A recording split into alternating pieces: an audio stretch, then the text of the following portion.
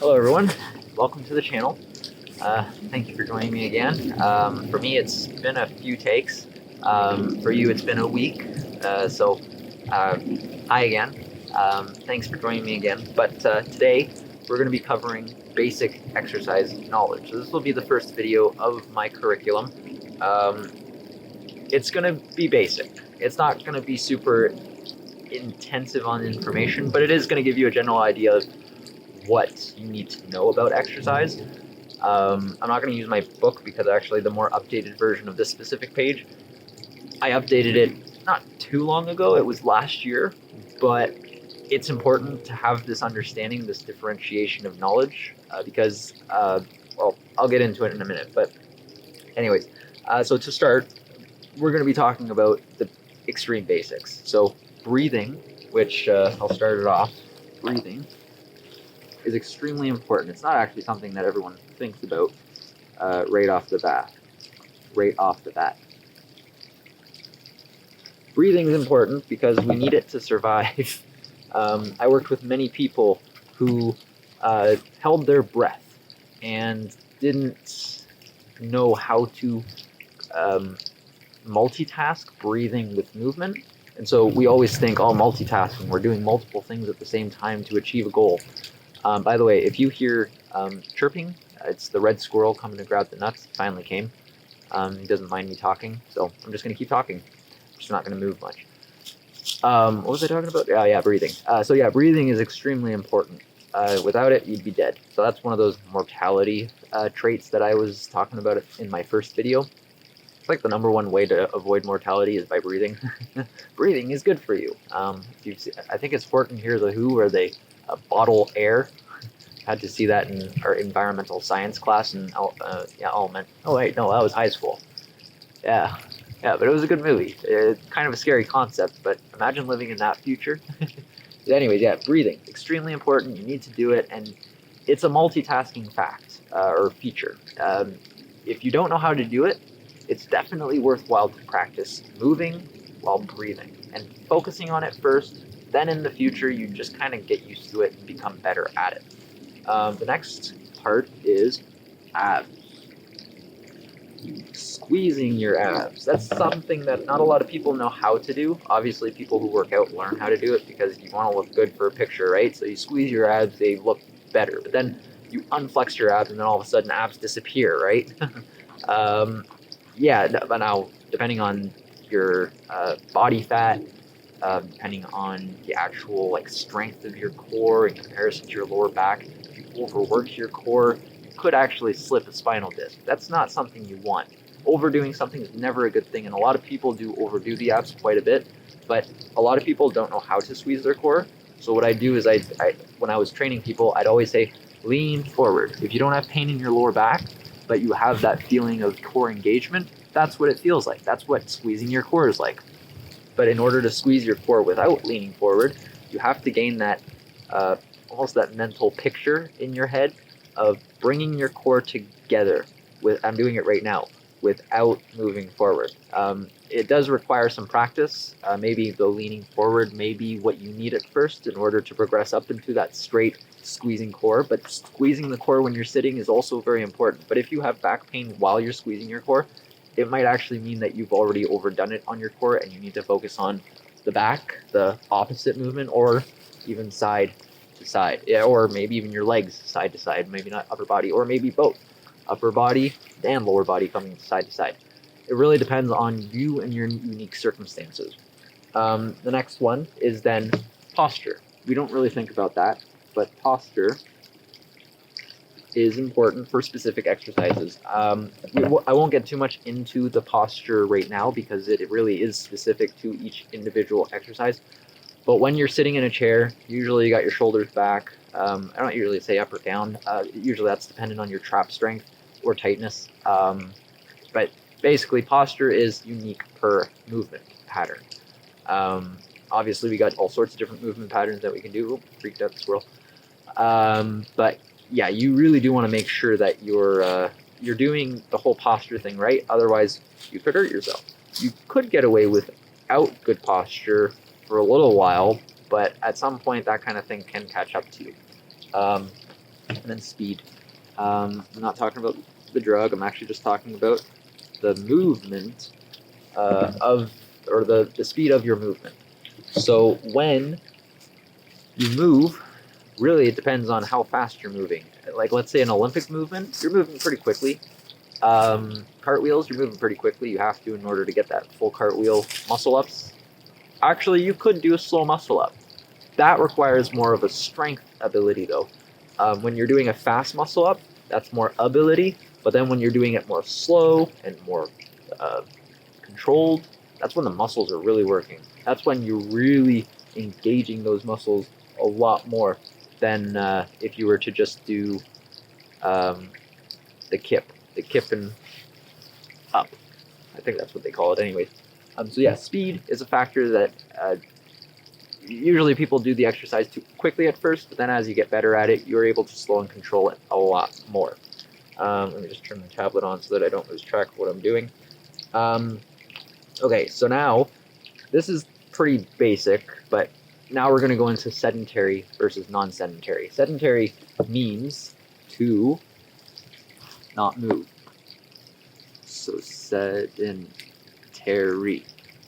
Usually we say sedentary behaviors. So to not move is to be sedentary. It's only really good in moderation, like everything else. We do need to sit and take a break every so often. That is one of our prime requirements to recover, to think, to breathe. But, well, I guess you don't really need to sit to think, but I mean, you do need to take a break every so often. So being sedentary is important, but if you're a sedentary for more than 60 to 70% of your day, you might have some problems. You might have back problems, neck problems, shoulder problems, being slouched forward.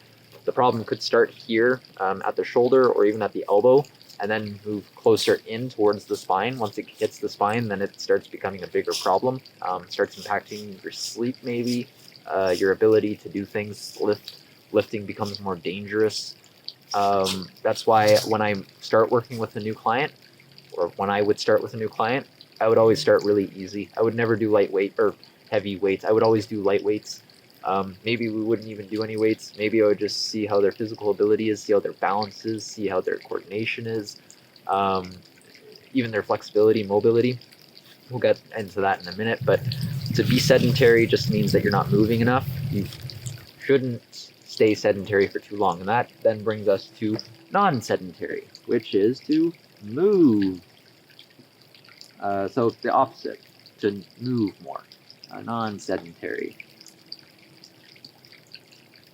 And they the same thing. If you move too much, so 60 to 70% of your day, you're kind of getting the point of where I'm coming to here. You want to almost like an even split, 50-50, of movement and lack of movement. Maybe a little bit more movement, but I mean, again, like I said, if you do something too much, especially at a higher intensity, I don't think I've brought up intensity yet, but especially if it's a higher intensity, you could hurt yourself. So overtraining usually comes in that non-sedentary position. Sorry, I'm getting so distracted by the squirrel now. There's a lot now. They found the nuts. So when we are non-sedentary, we're moving, we're working, but that can also lead into overtraining. That's probably one of our biggest problems in our society nowadays, is that over-productivity is a big thing nowadays. Our businesses want us to stay busy. That's only good for so long, and then you burn the person out, you wear them down. It's not so healthy. I focus on health in my life, and yeah, it's blows my mind how many people think that doing too much is a good thing. So doing too much can also be a bad thing. It can hurt you and cause things like tendonitis, tendinosis. If you don't know what those are, tendonitis is a way of overtraining, or I would call it a symptom of overtraining, but it's also a result of overtraining. It's when the muscle, or not the muscle, but the tendon is inflamed. And the reason why it's inflamed is because of how much muscle tearing there is. So that, or not muscle tearing. Yeah, muscle tearing. your muscle's recovering quicker than your tendon. Let's just put it that way. Your muscle has a better blood supply than your tendon because your tendon is muscle to bone. It's connecting your muscle to the bone. And when that starts to tear too much and not recover properly, since it doesn't have as much blood supply, it's going to flare up and it's not going to let you do the work that you want to do. That's the problem. You don't usually get that kind of problem with sedentary behavior because you're sedentary, but what will happen is you might get tight, you might become lazy, weak, unable, you'll lose functionality. You'll notice this over the years of aging, or as you age, I should say. It's not good either. That's why exercise is so important. This is the whole reason why I'm making videos. Exercise in itself is important. Ooh, a lot of things dropping on me. You just want to make sure that you're doing a balance of both. So moving and not moving, okay? So next up is flexibility versus mobility. So actually, I kind of screwed up in my last take, so I actually made sure I read and made sure I taught myself up in the knowledge spectrum. So flexibility is the ability to bend without breaking. So I'm gonna actually maybe I'll put that here. So flexibility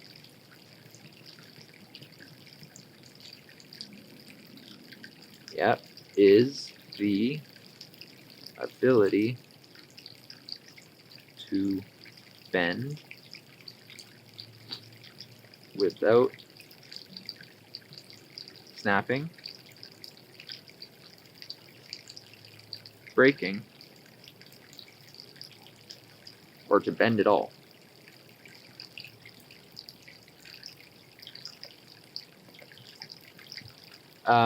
So I have actually worked with quite a few people, some older adults who were so stiff that they just couldn't move. I actually have a beef with walkers because walkers literally take a person's ability to walk away, and it only gets worse from there. Once a person hits that walker stage, it only gets worse. It can get better, but depending on your age and your current ability, your functionality,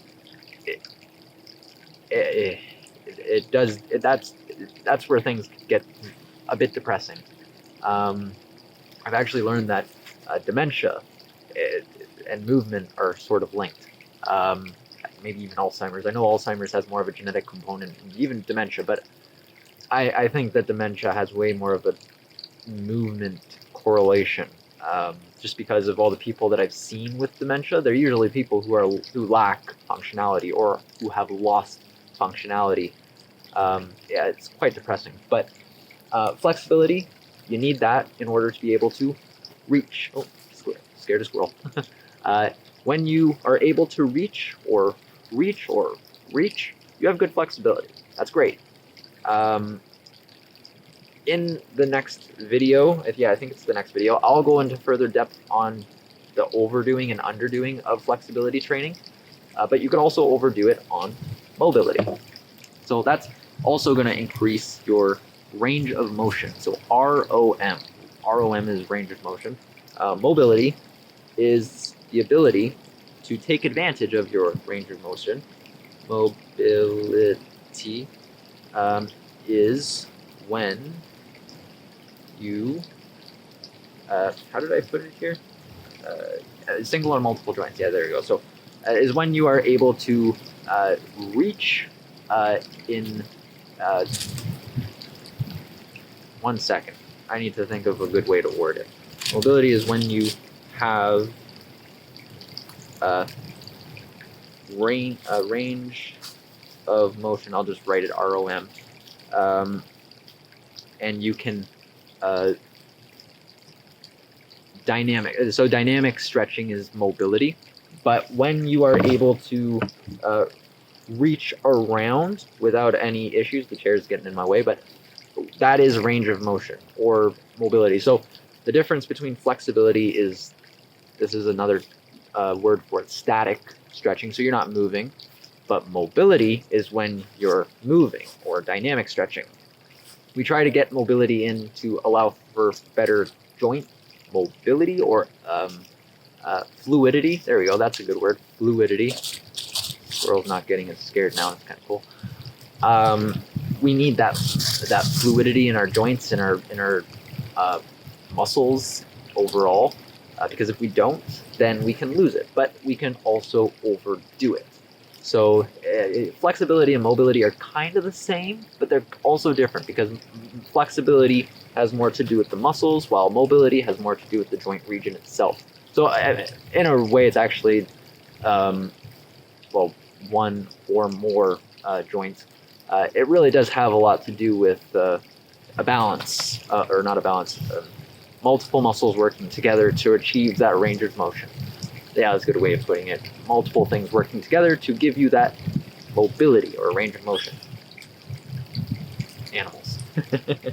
Okay, cool. So I covered dynamic stretching and mobility. Now rest. I think I've talked about this before. Sedentary behavior, rest. I'm not going to write it just because this is, it will. Sedentary rest. I circled it right there, rest. Sedentary behavior is when you're not moving, so it's actually pretty much when you're resting. You gain muscle, or gain strength even, at rest. The work that you do in the gym is the thing that you, or is your current ability, your muscle's current ability. And when you have that current ability, that's what your muscles currently have. But after the fact, so after the work that you've put in, when you rest, you then gain ability. And when I hear people say, oh, I'm going to do chest this today and then I'm going to do it again tomorrow, that makes no sense. Even a few days afterwards kind of makes no sense.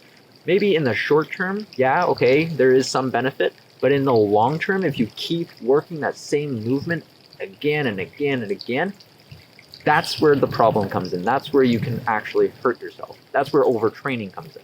So that's why I always like to say that it's actually sometimes better to do something less than more. Less is usually more in that context. Anyways, I'm going to move on. So rest is important. I think I talked about addiction in my last video. I'm currently addicted to rest. I love rest. I work out maybe once or twice a week right now, but my ability has started to increase faster than before. And it's kind of outstanding what the human body is capable of, but you really do have to respect yourself. You really do have to take care of yourself in order to see that change that you want to see. But that also requires the knowledge that I'm giving you, so that's why I'm here. Okay, so rest is best planned in a program plan or a periodization. This is something that I will not cover in the beginner's guide, just because it is such a hard topic. It's not easy.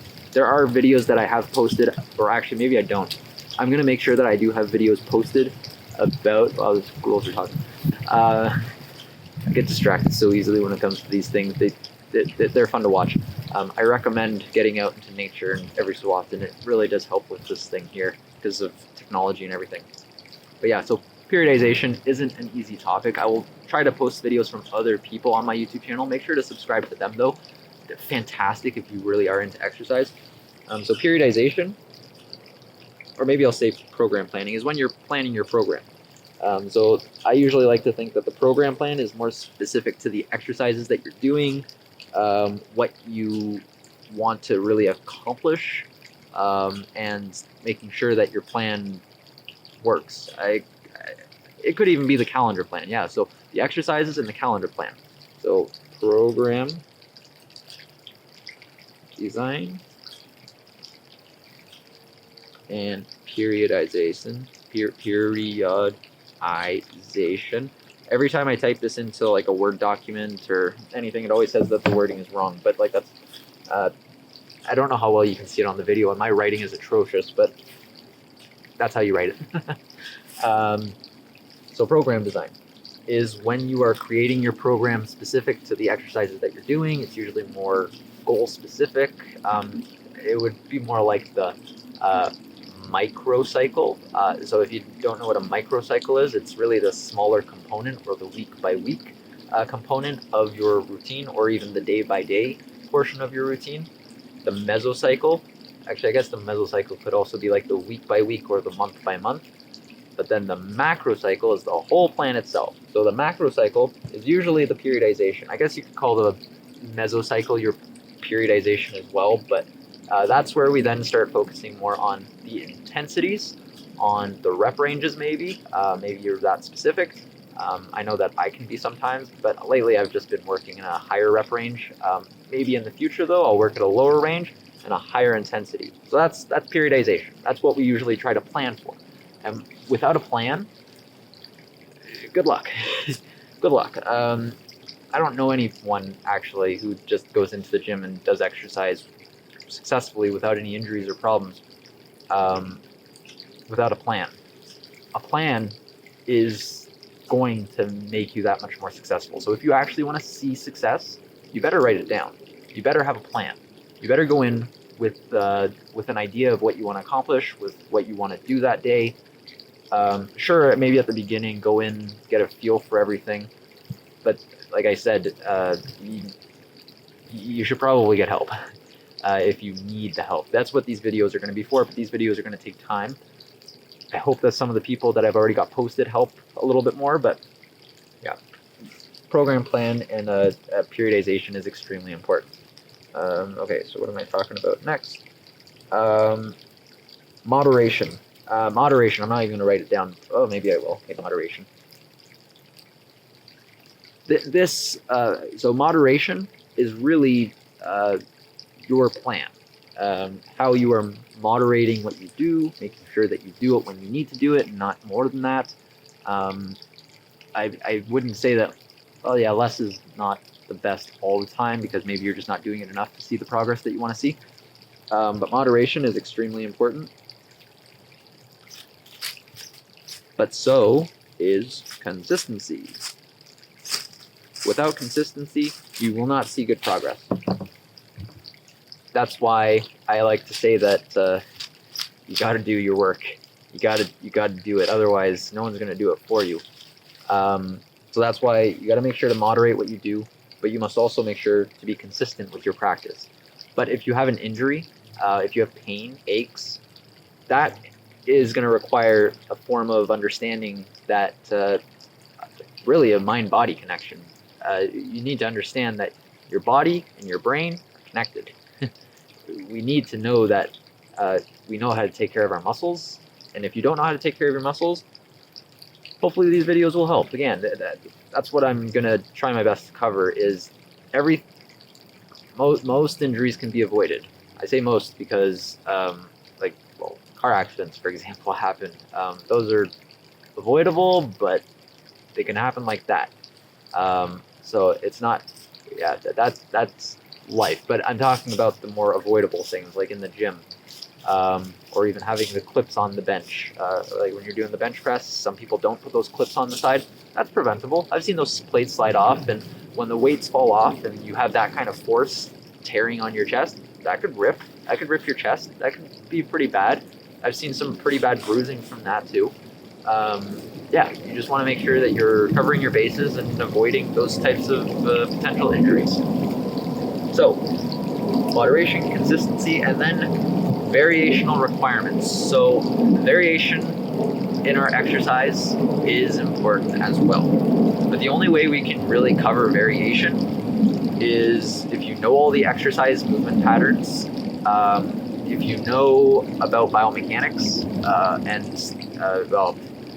if you know about program design and periodization. I guess you don't need this as much, but biomechanics, that in itself will really help you to understand the variations of movement patterns or exercises.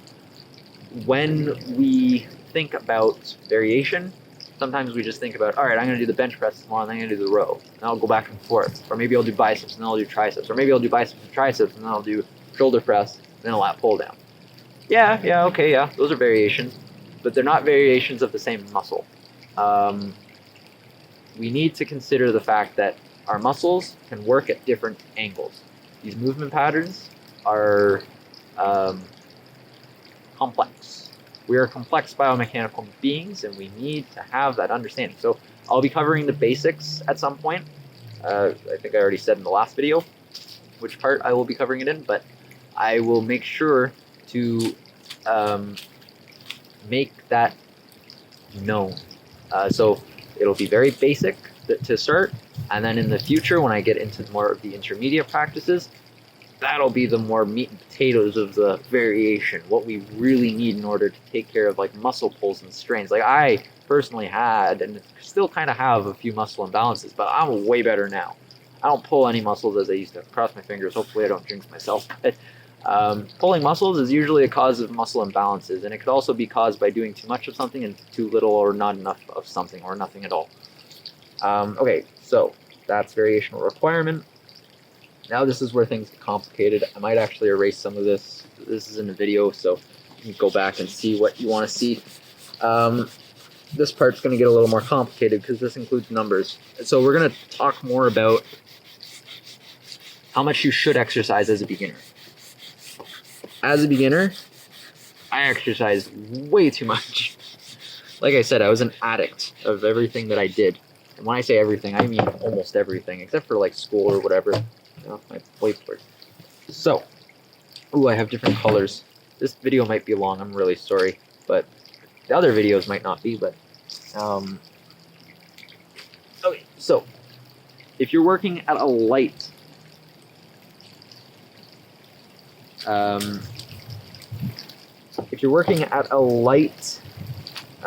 intensity, then that means you may be able to do a little bit more in your annual plan. So that's not always a bad thing, but you're not always just going to do things light, right? So that's why I did it like this. I might actually post these pages at some point, just because I don't really see a problem with me posting them since I wrote them. I have my references, and I'll probably post those too. Maybe I won't post them, but you might like them, who knows. So light, if you, like, let's say, you do 3.5 times per week, and that would equal about 168 times per year. 168. I'm writing it a little differently as to how I have it written here, just because how I have it written here is, well, I probably could, but I also consider week breaks, because let's be real, you should have a break or a few breaks. You should plan your breaks. You shouldn't always be lifting. Even if you're still lifting in your breaks, they should be very, very light, like nothing. Basically like 2 pounds, 2, 3, maybe 5 pounds, depending on how big you are. But I mean, most people don't know how to take that break. So at light, at 3.5 times per week around, I wouldn't even say doing more than that as a beginner. Yes, 168 days. But let's pretend that you want to do a little bit more. And so, let's use this other marker. So, bye-bye markers. Medium intensity. And I think I said 2.5. So around 2.5 times per week. That's how many times you'd be going into the gym. When I say 2.5, it's not like you're cutting your session in half to a 0.5, right? It's a guesstimate, a guesstimation. That number would be around 105 days. 105 days per year. So as you can see, there's quite a bit of a difference between this number and this number. I'm just coming up with these numbers as from both my personal experience, from my professional experience too, though, from having worked with other people. And this is mostly beginner reference. You could probably do a little bit more if you have more experience. But, I mean, it's up to the person, right? It's up to the person and what they do. I'm going to grab the marker. And I need the red. Because the red is important, because, like, I mean, every so often you got to do a little bit more, right? You got to have more intensity, if that's your goal. That's usually my goal. I like to lift heavy, so that's what I enjoy doing. So heavy.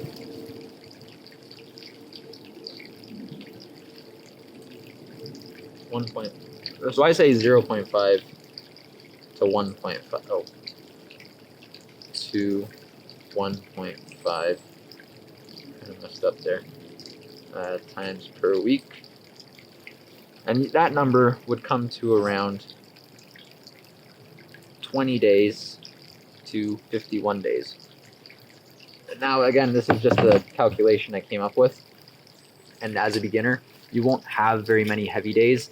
Even as a beginner, or as an intermediate to advanced, you wouldn't have many heavy days anyways, because your goal is usually to reach a certain threshold and then be happy with your result, hopefully. You shouldn't just keep thinking, all right, I'm going to keep going up and get a better result. That doesn't always equal in a better result. You usually got to take your break and then go back into it, maybe do something different, change up what you're doing, and then try again. But if you were to use this as a reference to how much you should work out, I like to think that this number is relatively accurate. You're not going to want to work out every single day of the year. For example, the challenges, the pull-up challenges, push-up challenges. Doing that many push-ups in a single month can cause a lot of problems. Even in a single week, if you already have a lot of forward action problem, like a lot of imbalance in your chest and your shoulders, forward shoulders, that's going to cause even more problems, even probably cause problems in the neck. You don't want that to happen, but like I've seen it happen. That's why I like to say that you got to limit yourself, especially if you're doing it light as a beginner. Depending on your age, you might have a lot of functional not disabilities, a lot of functional imbalances, and so you got to take it easy on yourself. So you might even be doing light, but at this number, or even I don't usually like saying this number, but like if you have a condition that doesn't allow you to do too much, then at first anyways, then that would be the number you might want to start with, especially if you have an injury or something. You got to start light. You got to start very light. So light, medium, heavy, and then a mix and mash. So like let's say you want to do all of these, then maybe you're just doing about 110, 130 days of exercise. It's not a bad thing. It's not a bad range, not a bad number. You definitely don't want to do 365 though. 365 is what I started off with. Actually, there was a time when I did 365 2 times a week, and I don't even think I reached 365. I got an injury right in the 3rd, maybe 4th month. 2 times a day ain't worth it in any context, because like then you become busy with work, the life gets busy, things get stressful. It's just not worth it. Just take care of yourself. Learn how to take care of yourself early in life. But if you really want to learn the hard way, by all means, go have fun, knock yourself out. This is just a video. You don't have to follow this advice. I didn't do this professionally, but I mean, this is what I came up with. Okay, and then this can be either used as heavy, so heavy lifting, or as a maintenance or rehab range. So like injuries. I think I already said that. Yeah. I think I'm just repeating things now. Repeat stuff. Bo Burnham, you should watch him. He's funny guy. Okay, nutrition. This is something I'm really bad with. Personally, I only know nutrition from my bad experiences. I have celiac disease, or I think I do anyways, or gluten intolerance, whatever you want to call it. I did the test and it came back negative, but I also learned that you actually have to eat gluten when you take that test, so that those little markers can flare up. I'm convinced I have it. I'm not going to bring up the personal things. Maybe I'll bring them up in the next video, but nutrition is extremely important, especially when we're balancing it with our hydration. Because I think I said it in the last video, you need salt in order to retain water, and you also need potassium for the osmosis. I think I can't remember. The science is escaping my brain, but you need a balance of both. You can't just do one without the other. You could survive longer without water or without food. You can survive not quite long. longer without food than you would without water, but you need both in good balance. Otherwise, you're not going to be good. You're going to have a mirage, a big, or not a big, you're going to have a lot of issues. Yeah, so you need balance of nutrition, you need a balance of hydration. Oh, and I also have lactose intolerance. That's just like knocking me out.